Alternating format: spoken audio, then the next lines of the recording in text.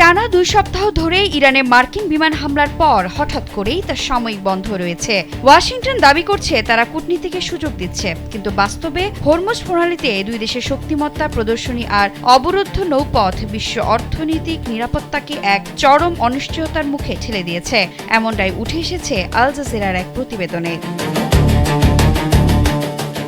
বিশ্বের অন্যতম প্রধান জ্বালানি পরিবহন পথ হরমুজ প্রণালী এখন কার্যত অচল। ইরানের তেল রপ্তানির প্রায় ৯০% যে প্রণালী হয়ে বাইরে যায় তা এখন অবরুদ্ধের মুখে। কিন্তু সমস্যা কেবল এই প্রণালীতেই সীমাবদ্ধ নেই। ইয়েমেনের বিদ্রোহীরা লোহিত সাগরে অবরোধের নতুন ফ্রন্ট খুলেছে এবং উত্তর দিকে কাস্পিয়ান সাগরে ইউক্রেনীয় হামলায় ইরানি জাহাজ ক্ষতিগ্রস্ত হওয়ায় বাণিজ্য পথগুলো যুদ্ধক্ষেত্রে পরিণত হয়েছে।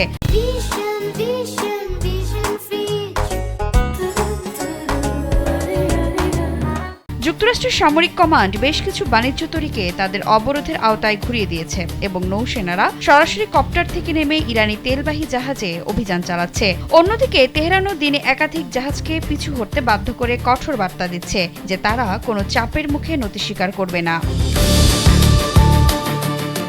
এই যুদ্ধ পরিস্থিতি সাধারণ ইরানি নাগরিকদের জীবনে ভয়াবহ দুর্যোগ ডেকে এনেছে। বিগত হামলায় গ্যাসের উৎপাদন দিনে ২৩ কোটি ঘনমিটার কমে যাওয়ায় দেশে জ্বালানি ও বিদ্যুতের চরম সংকট তৈরি হয়েছে। রাজধানী তেহরান সহ বড় শহরগুলোতে প্রতিদিন বিদ্যুৎ ও পানির সংযোগ বিচ্ছিন্ন থাকছে। একই সাথে চীনে বাণিজ্য আশঙ্কাজনক হারে কমে যাওয়া এবং সরকারি ইন্টারনেট ব্ল্যাক আউটের কারণে ব্যবসা বাণিজ্য তলানিতে গিয়ে ঠেকেছে। গবেষণায় দেখা যাচ্ছে ৫ বছর আগের ৩০% দারিদ্র্যের হার চলতি বছরে বেড়ে ৪৫% গিয়ে পৌঁছেছে।